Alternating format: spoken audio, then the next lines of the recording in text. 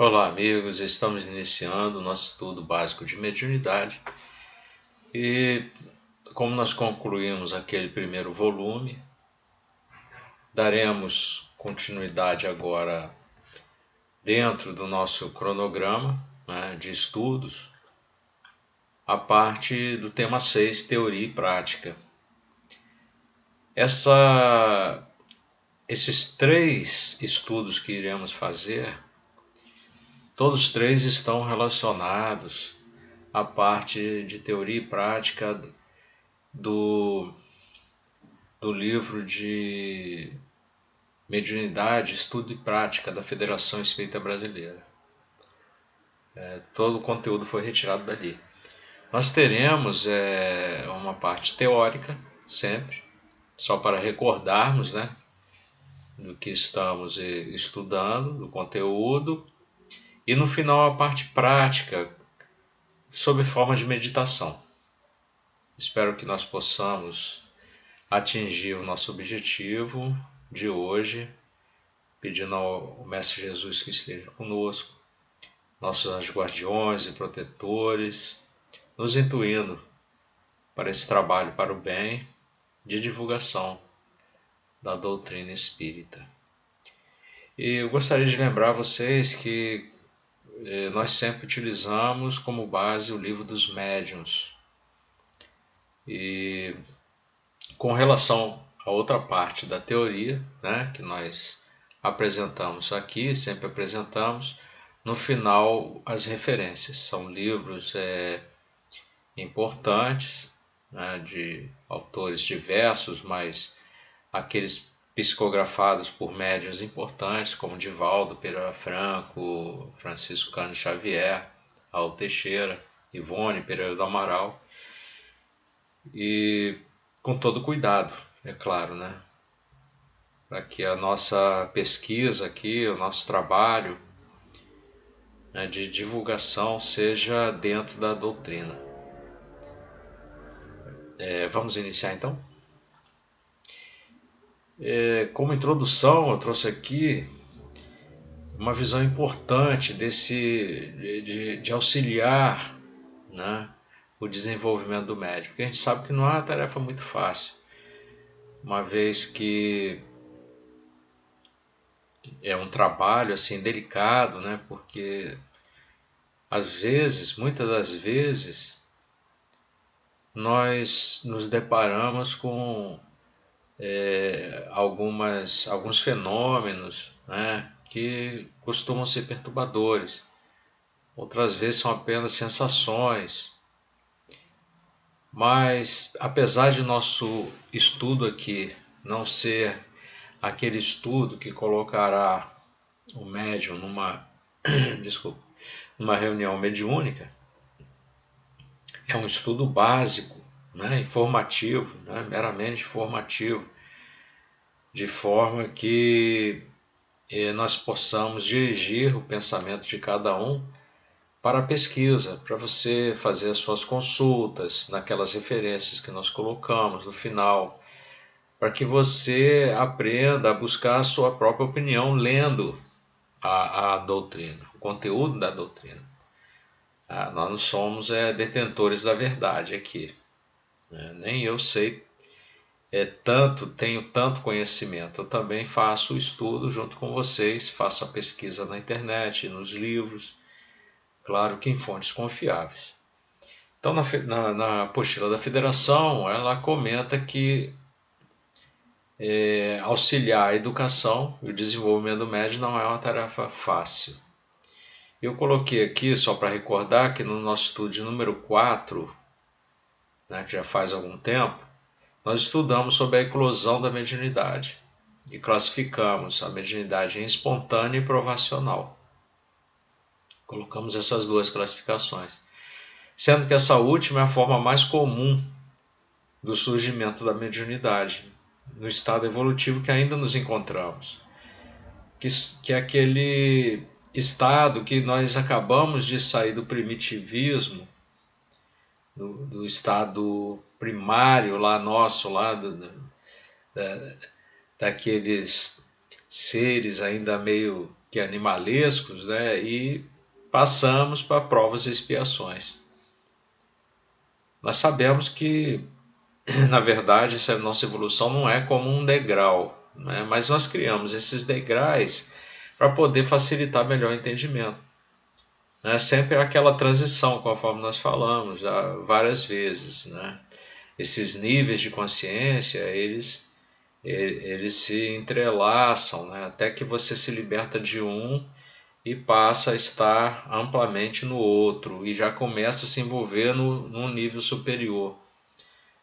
Então nós estamos em provas e expiações e é agora, nesse século, né, é a época de nós estudarmos mais e colocarmos em prática aquele conhecimento que nós já possuímos. Claro que, como sempre, nós lembramos que caímos no esquecimento quando mergulhamos na vida, né? Quando reencarnamos, no esquecimento das vidas passadas. Mas temos guardados em nossa consciência, né? Isso tudo que já vivemos. De alguma forma nós nos lembramos ou se tornam fáceis o estudo de determinado assunto, né, que nos aparece por causa disso, porque já temos vivido anteriormente. Então, essa parte da mediunidade que nós estamos estudando, eu gostaria aqui que vocês pesquisassem depois lá no livro dos médiuns, tem até ele aqui comigo aqui, né, que é muito importante, né, nós termos os livros da doutrina. E aqui eu fiz a referência do capítulo 17, item 211. Esse capítulo 17 é da formação dos médiuns, né? E essa parte toda que começa no item 200 é desenvolvimento da mediunidade. E nesse 211 é interessante que ele ainda fala sobre o médium principiante, né? Que ele começa lá, o escolho com que se defronta a maioria dos médiuns principiantes. E aí continua no que eu coloquei aqui para vocês, de terem de haver-se com espíritos inferiores e devem dar-se por felizes quando são apenas espíritos levianos. Porque você está iniciando esse processo de sintonia, de conhecer a si mesmo. E às vezes a intuição que nos vem podem ser, é claro que serão, a maioria, espíritos inferiores, porque nós estamos em provas e expiações, eles nos rodeiam, eles pululam e nos influenciam muito mais do que imaginamos.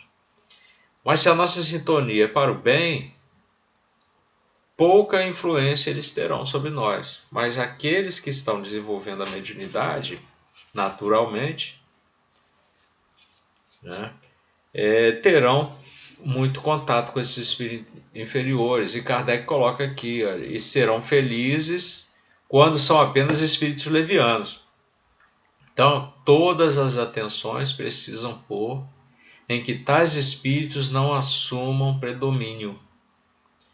Você tem que lembrar que você é dono de si mesmo. Às vezes vem aquela intuição, um pensamento, para você fazer determinada coisa, e você deve pensar aquilo que nós já falamos anteriormente. Eu posso fazer isso? Posso. Mas eu devo? Aí vai da sua moral, do seu nível de moral. Mas eles vão te influenciar com algum pensamento. E aí você vai ver se você deve. A mesma coisa vai acontecer com um médium com mediunidade ostensiva, que esteja numa mesa mediúnica, recebendo a mensagem. Ele vai ver, por isso que ele precisa estudar e se conhecer. Eu devo passar toda essa informação? Será que isso também não faz parte de um animismo meu? O quanto que eu posso passar que não vai prejudicar a informação? Porque eu não posso sair falando tudo que ele manda eu falar, eu dizer. Que até mesmo ele não manda nada, né? Ele está passando a informação. Você não manda nele, nem ele manda em você. São dois espíritos, dois indivíduos, né? Então tem que tomar cuidado. Ele fala aqui, olha, atenção, porque esses espíritos para que esses espíritos não assumam predomínio, porquanto, em acontecendo isso, nem sempre lhe será fácil desembaraçar-se deles, pode virar uma obsessão. Então, a mediunidade mal dirigida, feita por qualquer um, pode se transformar na obsessão. E da obsessão pode sim vir uma doença mental, alguma coisa. Se ela for muito intensa, porque se instalam mecanismos ali que se conhecem dentro do estudo da psicologia, da psiquiatria, né? Você tem reflexos condicionados que permanecem ali mesmo quando esses espíritos não estiverem presentes. Então, é ponto esse de tal modo capital, sobretudo em começo, que não sendo tomadas as precauções necessárias, podem perder-se os frutos das mais belas faculdades. É o que Kardec nos coloca. Vamos prestar atenção nisso. Então, o que é necessário? Contudo, reconhecer-se que na esfera da mediunidade, cada servidor se reveste de características próprias, porque cada um é um indivíduo. Você saberá o que fazer dentro do que você aprendeu, dentro do seu conhecimento, dentro da sua moral. Ou se você não estudou nada, não treinou nada, não recebeu orientação nenhuma, né? Não pegou o básico dos básicos, não leu a codificação, não leu o livro dos médiuns, o livro dos espíritos, o evangelho segundo o espiritismo. Aí fica difícil, né? Você pode cair na mão deles. Então ele fala, o conteúdo sofrerá sempre a influenciação da forma e da condição do recipiente, né? Kardec nos chama a atenção para isso. O conteúdo, vou ler mais uma vez, o conteúdo sofrerá sempre a influenciação da forma e da condição do recipiente. Essa é a lei do intercâmbio. Então a mediunidade é para serviço da revelação divina. E para isso reclama estudo constante, devotamento ao bem, que é indispensável enriquecimento de ciência e virtude. O Espiritismo também é ciência, tem muita informação, André Luiz nos passa muita informação, Kardec mesmo, através dos experimentos das revistas que ele tem da Revista Espírita, são experimentos ali diversos, com médiuns, com casos, com cartas, com psicografias, com psicofonias, ele traz. Nós temos um leque muito grande de informação desses espíritos para que possamos aprender essa ciência, né, e desenvolver nossas virtudes. Aí ainda fala aqui no capítulo 20, no item 226 do Livro dos Médiuns, que o desenvolvimento da faculdade mediúnica não guarda relação com a moralidade do médium. Nós vimos isso nas nossas revisões e nos estudos passados. Independe. Qualquer um pode ter mediunidade. Fala lá, a faculdade em si independe do moral. O mesmo, porém, não se dá com seu uso, que pode ser bom ou mal, conforme as qualidades do médium. Então, se você faz o estudo da doutrina espírita, se você tenta botar em prática os ensinamentos do Mestre Jesus, né, do seu Evangelho, tenta compreender melhor o Evangelho segundo o Espiritismo, nos traz muita compreensão daquilo que não entendíamos lendo apenas o Novo Testamento. O Evangelho segundo o Espiritismo traz instruções de espíritos, traz as colocações de Kardec de uma forma que a gente consegue ampliar o nosso entendimento. Não é verdade? Então, para o seu desenvolvimento, o médium conta com o auxílio de benfeitores espirituais, nossos anjos guardiões, protetores, familiares, né? Sob a orientação de seu espírito protetor, viu? O espírito protetor, o anjo da guarda, o bom gênio, aquele que tem a missão de acompanhar o homem na vida e ajudá-lo a progredir. se você prestar atenção, todas as religiões falam desse anjo guardião, desse protetor. Porque é uma coisa muito certa. Eles também já conseguiram identificar isso. Então é sempre de natureza superior com relação ao protegido. Ele pode não ser um espírito lá altamente superior, mas ele é superior a nós. Porque ele está justamente ali, ele conhece os problemas que estamos enfrentando e tenta nos ajudar da melhor maneira possível. Você vai achar isso no Livro dos Espíritos, questão 514. Está vendo como é que é importante ler a doutrina? Ele traz tudo para a gente. E aqui nós só vamos recordando. Eu sou um facilitador. Eu não sou professor de espiritismo. Eu não dou aula, porque dar aula é você cuidar também da preparação do aluno. Né? Você tem que estar ligado com ele, né? Modificando, né, seu comportamento. É muito complexo dizer que se dá aula. Eu sou um facilitador. Eu trago para vocês o material, de forma que vocês possam pesquisar também e estudar. Vocês têm que trazer também alguma informação depois do estudo. Não adianta nada que eu fique trazendo as minhas opiniões para vocês e vocês não terem a de vocês. Vocês precisam ler e estudar para conseguir isso. Então, olha, mais uma informação que eu peguei da apostila da FEB. A educação ou desenvolvimento do médium é um trabalho para toda a vida. Começa antes da reencarnação, continua nela, prossegue no além-túmulo. Então isso que ele está falando é que há um planejamento reencarnatório e que a educação começou muito antes lá no plano espiritual. Então, considerando, porém, o trabalho educativo nos limites de uma encarnação, podemos definir algumas diretrizes básicas. Então, a FEB está trazendo aqui, né, material que sempre tira da doutrina, do Livro dos Médiuns, de diversas obras. Então, ele traz aqui a necessidade de amparo espiritual se a eclosão mediúnica se revelar problemática, porque pode vir com algum problema que precisa de ajuda, de auxílio.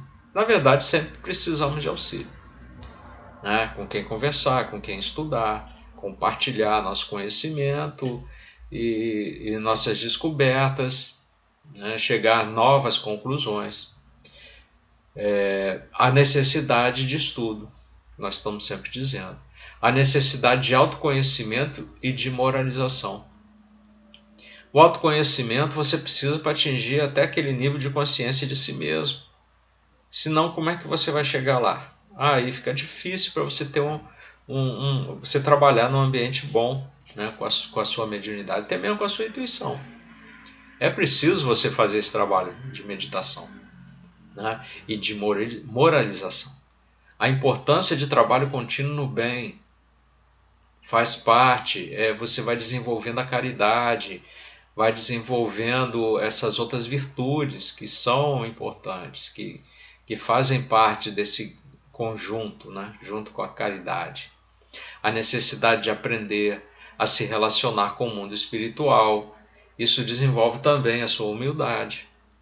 Lembrar que a mediunidade não deve ser profissionalizada, para você não ficar vendendo, né, senão você vira aqueles médiuns de esquina que ficam lendo à mão, lendo cartas ou ganhando dinheiro com essa questão, né, com essa faculdade mediúnica. A mediunidade como um instrumento que Deus concede para o aprimoramento espiritual.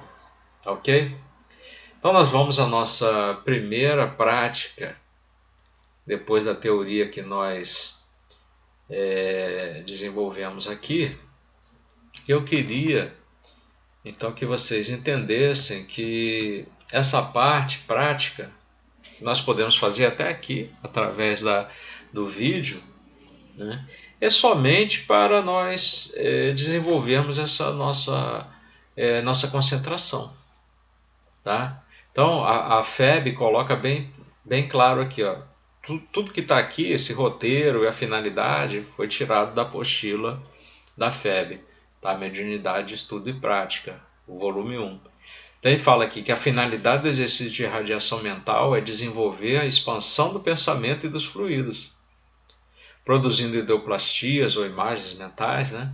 Base das irradiações mentais, sob o controle da vontade, da sua vontade.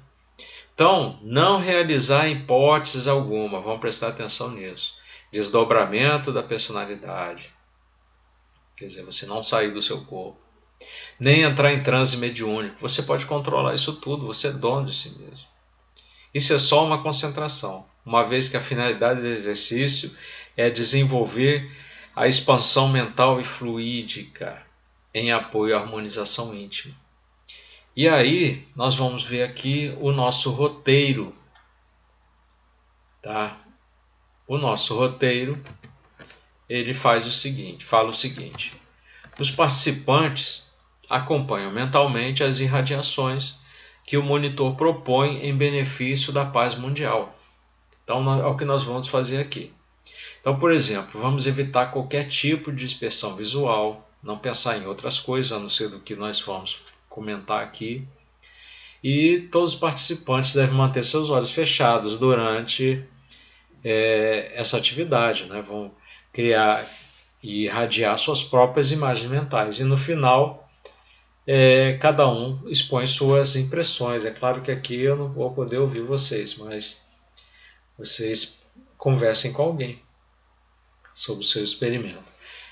E podemos esclarecer nossas dúvidas posteriormente para aqueles que apenas acompanham pelo vídeo. Tá? Então, nós vamos então iniciar, tá? Nós vamos fazer esse trabalho colocando uma música ambiente e guiar vocês.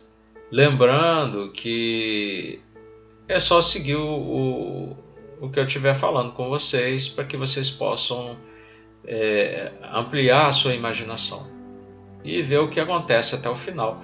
De qualquer forma, vai ser uma prece, vamos estar todos em sintonias, né? Fazendo uma prece pela paz mundial, que é muito importante, está sendo muito importante atualmente com tanto conflito aí, diversos, né? Não só lá fora, na Rússia, na Ucrânia, mas aqui no Brasil nós temos alguns conflitos aí em regiões perigosas aí, né? De diversas cidades. Tá ok? Então, vamos agora pensando nesse momento, nesse instante, neste agora, este que é o momento que nos propicia a uma viagem interior, para a coragem de nos enfrentarmos, para a conscientização de nossa realidade atual. Esteja agora, então, numa postura que seja de sua preferência, sentado ou deitado, relaxado. Não busque nenhuma tensão no seu corpo, tensão alguma. Lembre que você é vida e a vida flui através de todos nós, de nosso corpo. Então comece respirando com tranquilidade, suavemente. Imagine que o oxigênio é o veículo da vida, assim como o pensamento que estamos tendo é o veículo do espírito. Então, nesse momento, feche seus olhos. Relaxe. Inspire suavemente, de boca fechada. Retenha para que o oxigênio interaja com seu organismo por alguns instantes. Expire com os lábios pouco abertos, deixando sair um pouco pela boca. Respire lentamente, normalmente. E ainda com os olhos fechados, comece esse seu momento de mergulho interior, lembrando de um momento de paz que tenha tido no passado. Respire lentamente e visualize uma montanha, uma elevação que se destaque num dia de sol. Visualize essa montanha e o céu ensolarado. Continue respirando lentamente. Veja agora os detalhes da montanha ao seu redor. As nuvens no céu, o sol a iluminando. Imagine muitas pessoas de mãos dadas ao seu redor. E amplie essa sua imaginação para dezenas de pessoas em paz nesse ambiente. Muito sol, muita luz, muita paz. Todos ao redor, na natureza. Aprecie cada espaço, cada detalhe da imagem que você criou, da montanha, das pessoas, da natureza, do vento, do sol. Amplie essa sua imaginação. Respire e mentalize. Respire suavemente.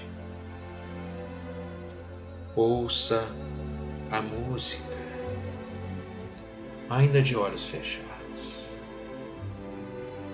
Inspire e expire. Tenha em mente essa visão de paz. Que todos sejam os habitantes de nosso planeta. E que possamos sentir-nos plenos. E agora, nesse momento, abra seus olhos.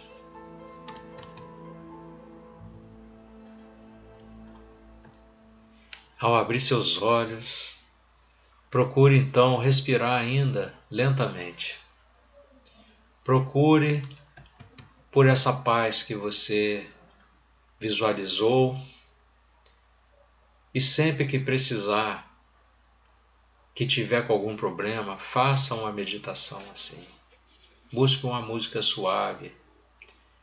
Viaje até o cume dessa montanha e liberte-se. Veja a natureza, veja o sol, veja os pássaros. Pode até imaginar um riacho com as águas circulando. E você verá o quanto é importante esse momento de paz. Depois, procure conversar com alguém. E veja se não valeu a pena esse momento de prece pela paz mundial, pela paz do nosso planeta. Estamos ficando por aqui e as nossas referências são essas. Mediunidade, Estudo e Prática, Programa 1 da FEB. Eu tirei do livro da edição de 2010. O Livro dos Espíritos e o Livro dos Médiuns. Muita paz a todos, que Jesus possa estar presente em seus corações.